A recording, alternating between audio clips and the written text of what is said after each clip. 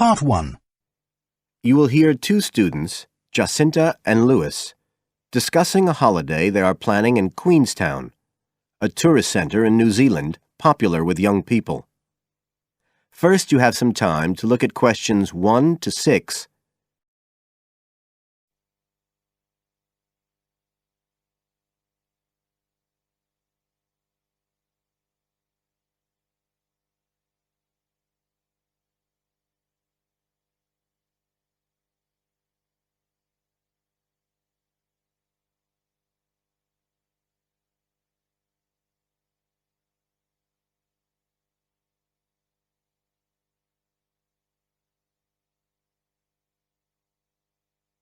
Now we shall begin. You should answer the questions as you listen, because you will not hear the recording a second time. Listen carefully and answer questions 1 to 6.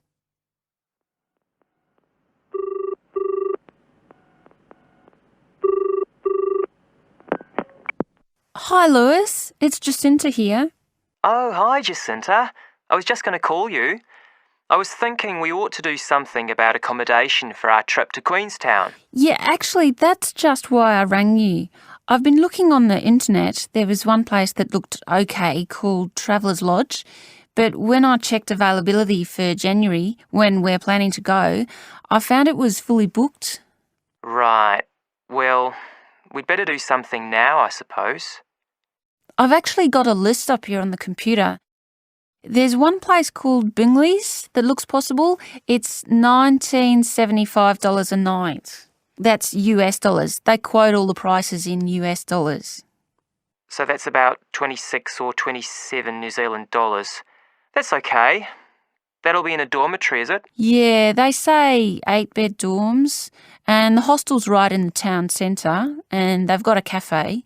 They have theme nights every weekend, whatever that means. Oh, you know, like certain sorts of food and music. And people might wear special clothes like that Egyptian evening we went to last year. Oh, okay. What else? They've got a sun deck area, and then all the usual things, internet access and so on. Sounds good. Was there anywhere else? Yeah, a couple more places. There's one called Chalet Lodge, which is just 18 US dollars. That's for a bed in a 12-bed dorm. They do single and family rooms as well. It looks as if it's a bit out of town. Says it's got an alpine setting, a quiet alpine setting. What do you think? Not sure. Oh, but actually it's not far out at all. It says 10 minutes walk from town, so... Oh, and it says it's children-friendly. I'm not so sure about that. What about the third place? That's called Globetrotters. Let's see. They do private rooms or 5-bed dorms for $18.50. It's in the centre, just by the lake, and that includes breakfast. Didn't the other two? I don't think so. They didn't mention it, so probably not. Oh, and it says something about a free skydive. Wow. Don't know if I'm all that keen on jumping out of aeroplanes. Oh, actually, what it says is you can win a chance to do a skydive. They give one away every day to one of the guests. Well, if I win it, you can do it. Anyway, do they have room? Yeah, I checked the availability. Shall I go ahead and book there then? Fine. You now have some time to look at questions 7 to 10.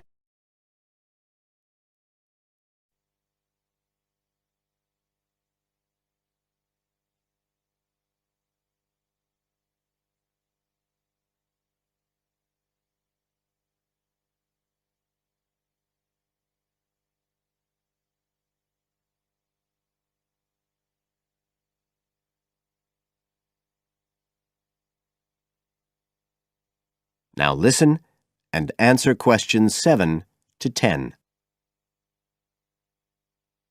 I was looking at what there is to do too. There are lots of sites offering deals for adventure sports. I suppose we have to do a bungee jump. Why? Well, it's Queenstown where they more or less started it as a sport. You can. if you really want to jump off the side of a bridge with an elastic rope tied round your ankles. I'll watch. Okay, so what do you want to do? As far as adventure sports go, I was talking to someone who went whitewater rafting there. He said it was really awesome. They drive you up the Shotover River and then you come down on a rubber raft through the whitewater rapids where the river's really narrow and fast and end up going through a tunnel nearly 200 metres long. I think it's quite expensive though. Oh, I'm on for that if you are. Cool. The other thing you can do is the jet boat ride. That sounded just a lot of noise though. It's basically just whizzing round on the river on a very fast boat, isn't it? My friend did that as well. He said it was a bit touristy, but worth it. I'll give it a go. You go right up the river canyon. He said the drivers were really skillful, but I don't mind going on my own. But there's lots to do as well as the whole commercial adventure bit. We ought to do some trekking. The scenery around there's amazing. I don't want to miss that. The place to start's Glenorchy, apparently, about 40 minutes drive. That's where lots of the wilderness trails begin. Okay, I'll pack my walking boots. I'd better start getting in training. I haven't done anything except sit at my desk for months. Now, is there anything else we need to decide?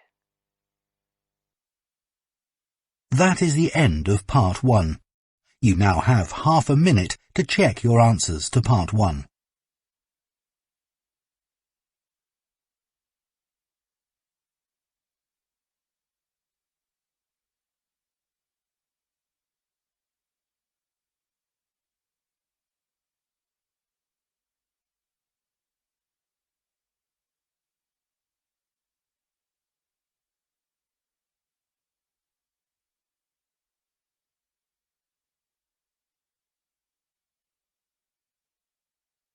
Part 2. You will hear a local radio program about cycling courses in London. First, you have some time to look at questions 11 to 14.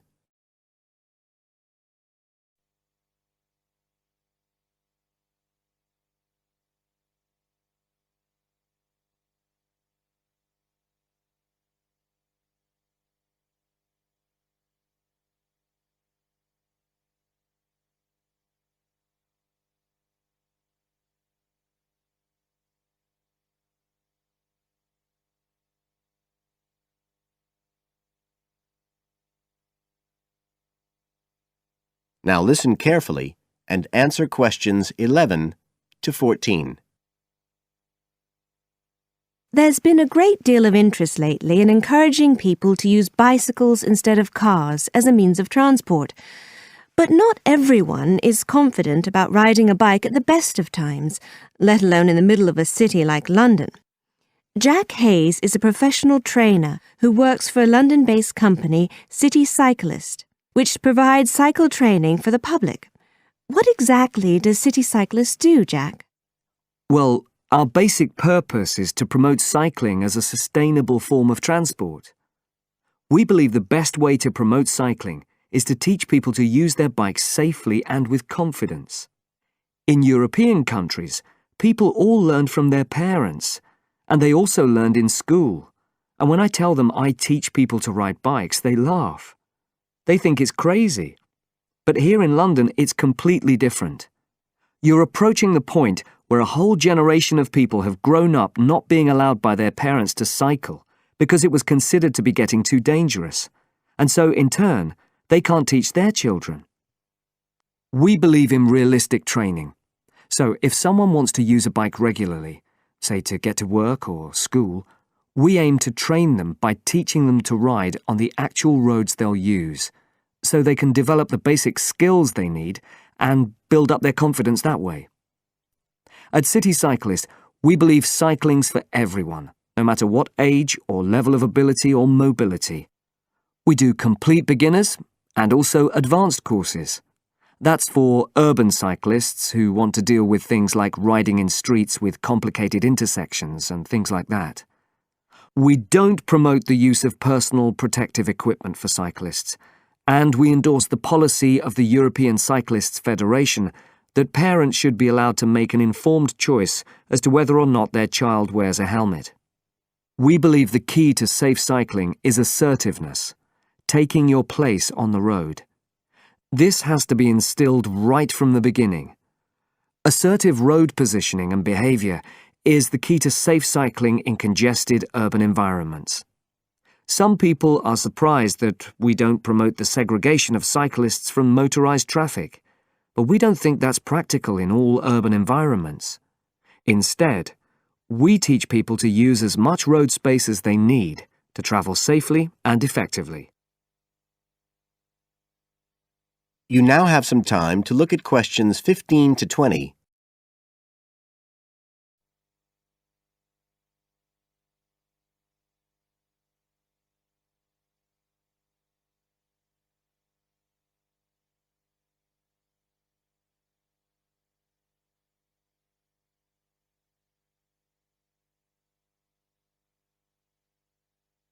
Now listen and answer questions 15 to 20. Now, as well as courses for individuals, City Cyclist provides a number of services for organisations. For example, we can deliver fun, safe cycle training activities at schools, arranging courses so that the disruption of curriculum time is kept to a minimum. As well as this, in order to promote safe cycling, we have provided training courses for employees and staff of local councils. And we are also increasingly looking at developing training courses in companies in order to help employers work towards green transport plans by helping to increase the number of staff cycling to work. Right, so that's a brief summary of what we do. If any listeners would like to find out more about the organisation, you can have a look at our website. That's City Cyclist. CITI cyclist.co.uk. And in order to book lessons, you can either phone us on 020 7562 4028 or do it online. There's an application form on our website, and you can just download that and send it in. We charge £27.50 per hour for one-to-one lessons, plus £6 for each extra person. So you're looking at just £39.50 for a family of 3, say. If you've never been on a bike in your life before, we reckon we can get you riding in 1 hour, and for most people a course of road training usually takes 3 hours. But whether you're a parent or a child, an individual or an institution, we'll be happy to discuss your special needs and make a programme just for you. That is the end of Part 2. You now have half a minute to check your answers to Part 2.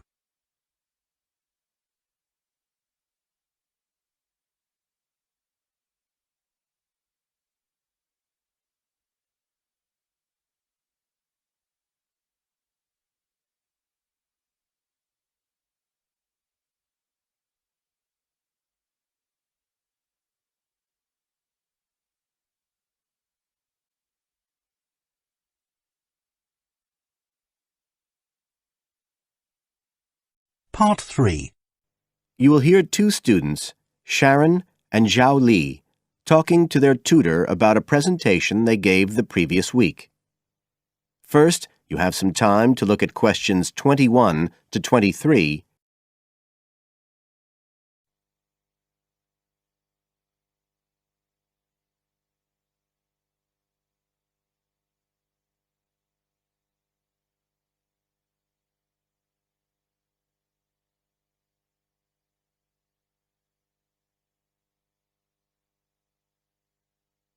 Now listen carefully and answer questions 21 to 23. So, Sharon and Zhao Li, in your presentation last week, you were talking about the digital divide, the gap between those who can effectively use communication tools, such as the internet, and those who can't. And you compared the situation here in Northern Ireland with Southeast China. Right, so I asked you to do some self-evaluation, watching the video of your presentation and thinking about the 3 main criteria you're assessed by: content, structure and technique. What do you think was the strongest feature of the presentation when you watched it? Sharon? Well, I was surprised actually because I felt quite nervous, but when I watched the video, it didn't show as much as I expected. So which of the criteria would that come under? Confidence? That's not actually one of the criteria as such. Zhao Li? Technique? It's body language and eye contact, isn't it? Well, I didn't think I looked all that confident, but I think that our technique was generally good, like the way we designed and used the PowerPoint slides. So you both feel happiest about that side of the presentation? Yeah. OK, now on the negative side, what would you change if you could do it again? Well, at first I'd thought that the introduction was going to be the problem, but actually I think that was okay. We defined our terms and identified key issues. It was more towards the end. The conclusion wasn't too bad, but the problem was the questions. We hadn't really expected there'd be any, so we hadn't thought about them that much. OK, anything else? Well, like Zhao Li says, I thought the conclusion was okay, but when I watched us on the video, I thought the section on solutions seemed rather weak. Can you think why? Well, we explained what people are doing about the digital divide in China and Northern Ireland, but I suppose we didn't really evaluate any of the projects or ideas. It was just a list, and that was what people were asking us about at the end mostly. You now have some time to look at questions 24 to 30.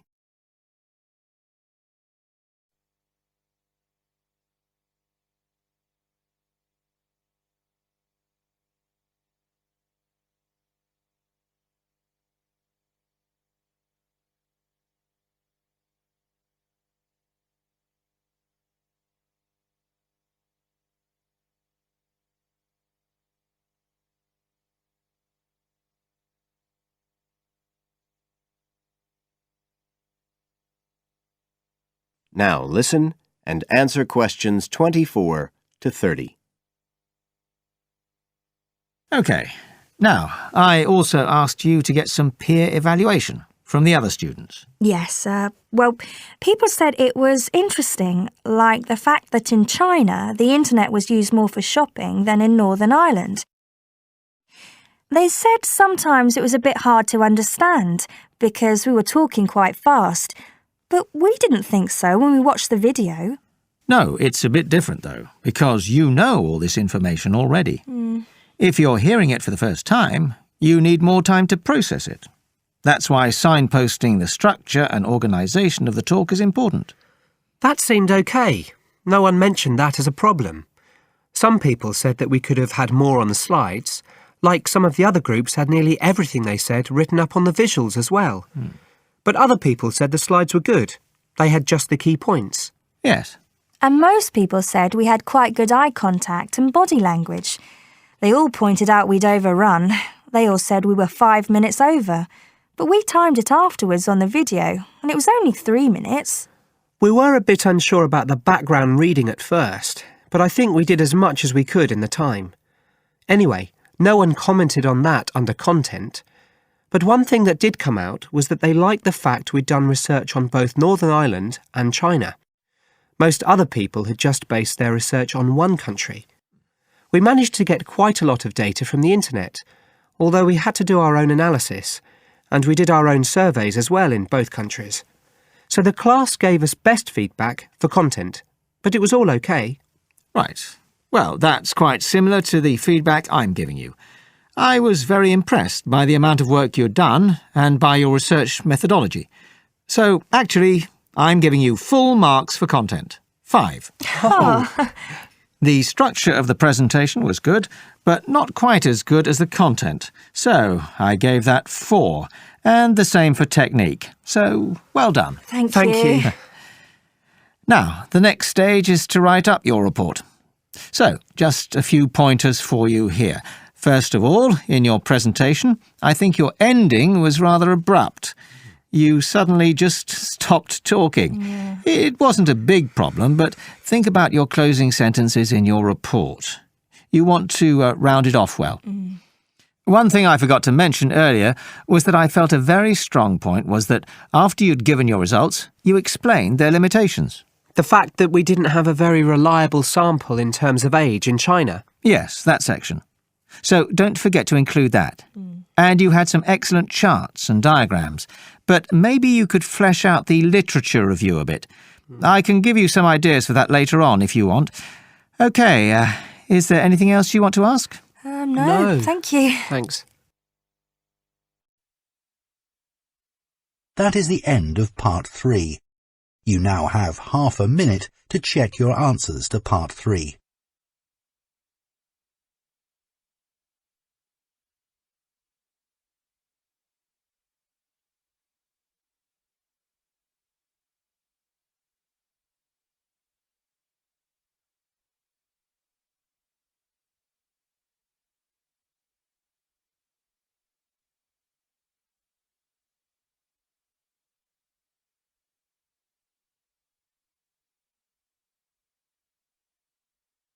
Part 4.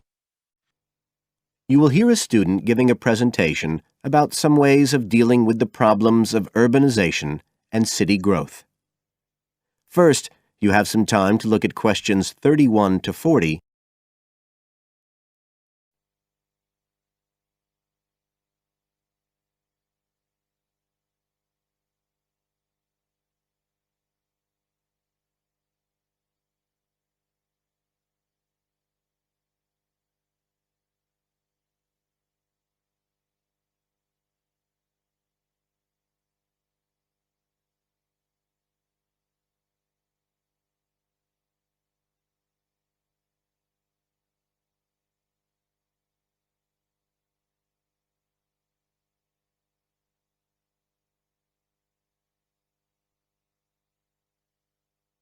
Now listen carefully and answer questions 31 to 40.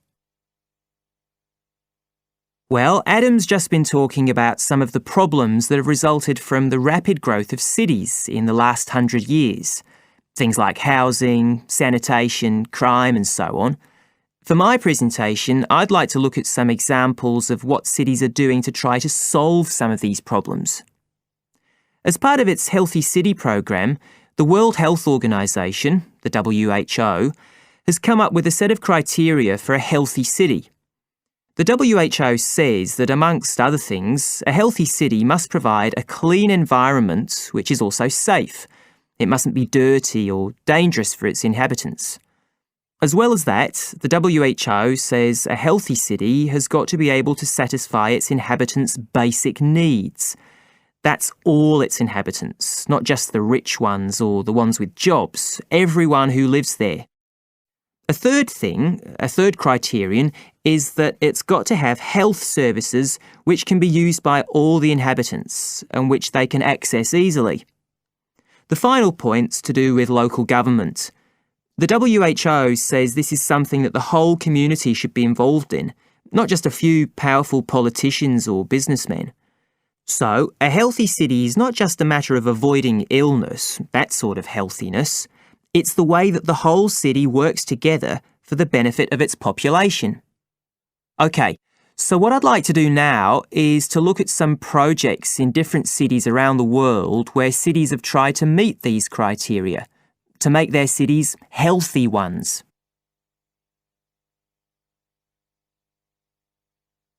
Right. The first project I'm going to discuss took place in Sri Lanka, and this project was called the Community Contract System. Its aim was to improve the places where the poorest section of the population lived, the squatter settlements. Basically, the problem was lack of infrastructure, things like drains, paths, wells for water and so on. So, a program was set in place to construct this infrastructure. But what was different about it was that the residents did this, the people who actually lived there, not people from outside. And this meant that not only did the people end up with improved housing and infrastructure, but also, because they had contracts with the community, it improved their chances from an economic point of view. So that's the way the lives of people in one urban environment were improved. The next project I'd like to discuss took place in the capital city of Mali in West Africa.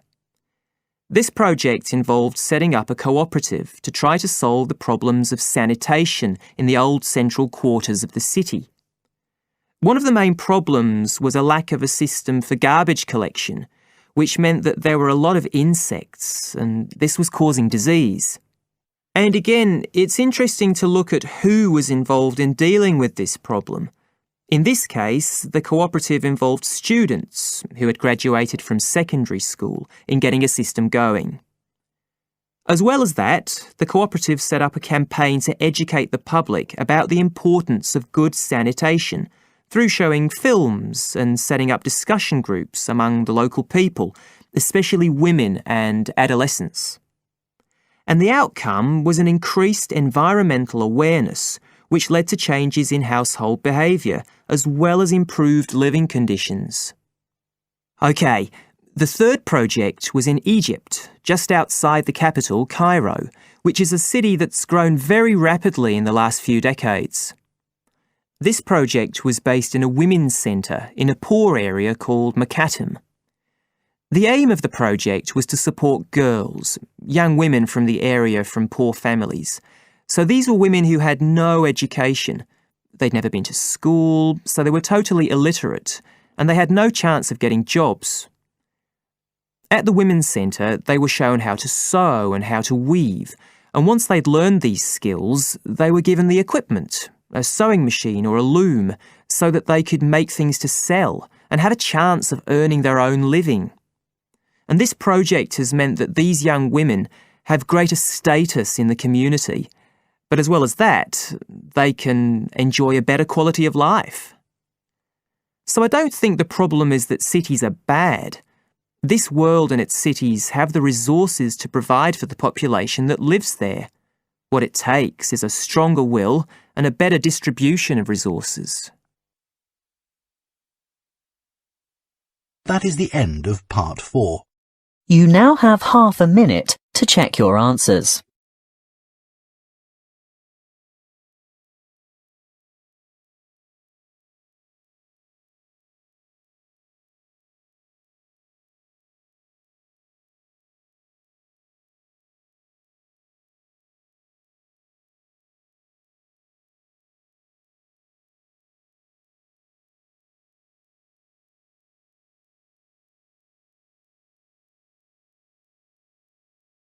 That is the end of the listening test. You now have 10 minutes to transfer your answers to the listening answer sheet.